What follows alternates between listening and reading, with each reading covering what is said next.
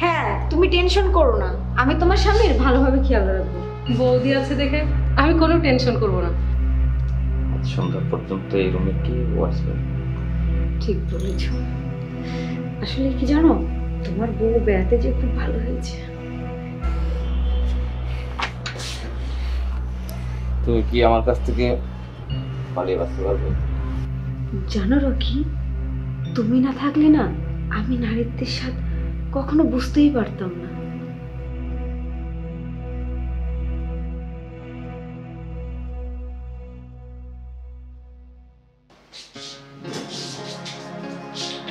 কই আসো। হ্যাঁ আসছি। শোনো, আমি তো খাচ্ছি না, তুমি তোমার খেয়াল রাখো।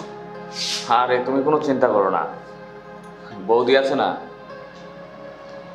হ্যাঁ, তুমি টেনশন করো না, আমি তোমার স্বামীর ভালোভাবে খেয়াল রাখবো।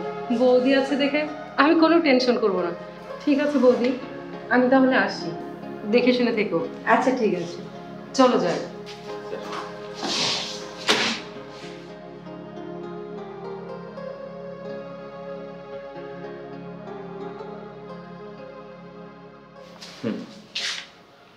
আজকে কিন্তু ছুটি নিয়েছি শুধু তোমার জন্য। তাই বুঝি? হ্যাঁ, আজকে সারাদিন তুমি আর আমি।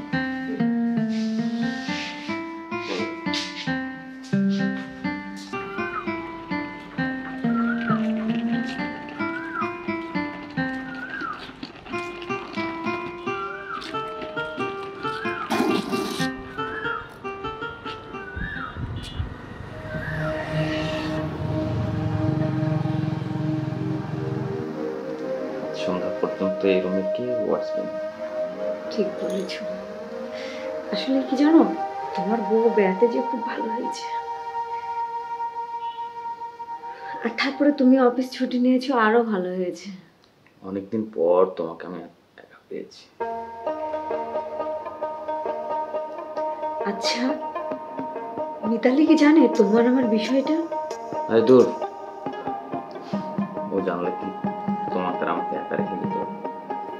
জানো রকি, তুমি না থাকলে না আমি নারীত্বের স্বাদ কখনো বুঝতেই পারতাম না। সেই জন্য তো তোমাকে আমি সঙ্গ দিয়েছি।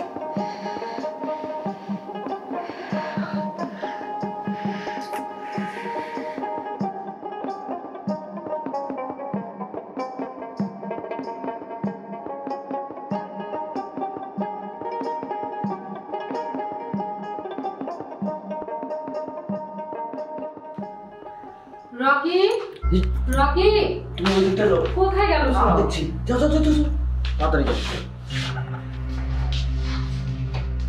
এই তো, আমি আমার ফোনটা নিয়ে যেতে ভুলে গেছি।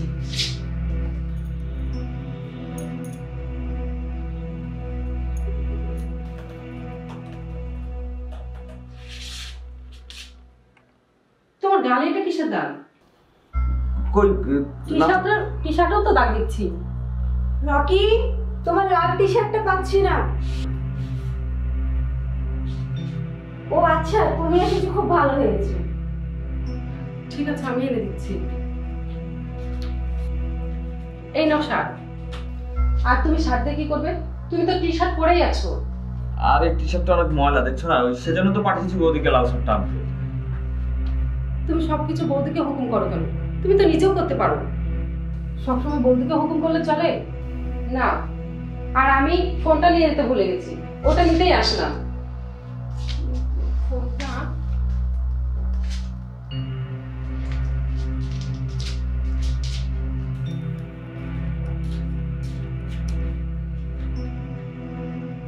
রকি, তোমার কোনো কিছু দরকার হলে আমাকে বলো।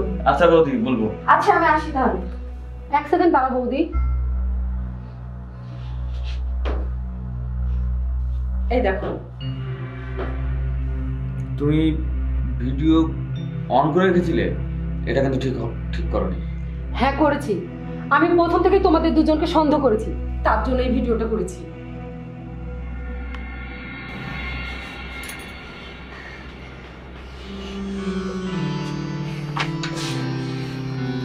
তুমি কি আমার কাছ থেকে পালিয়ে বাঁচতে পারবে?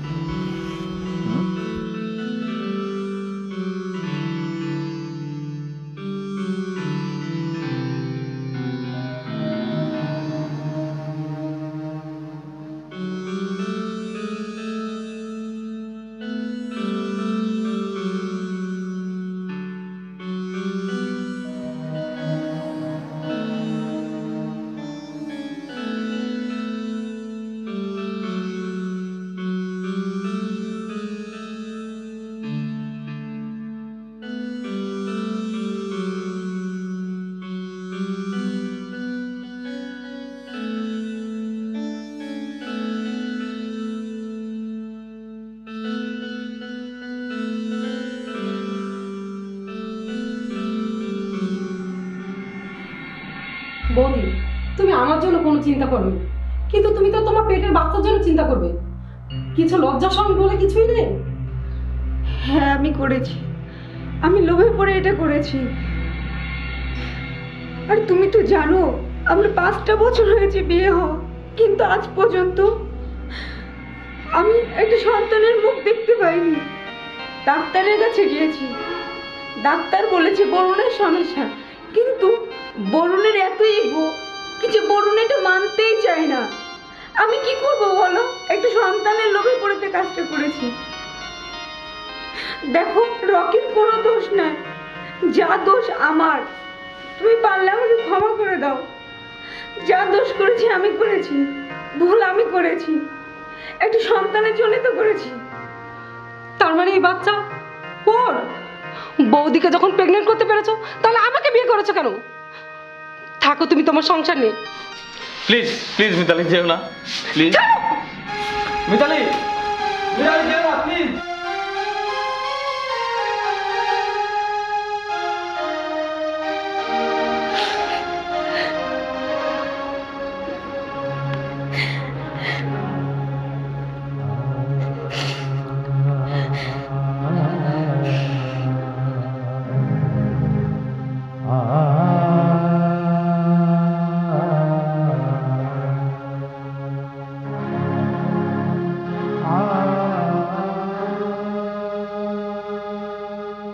মাতৃত্বের স্বাদ সবাই পেতে চায়।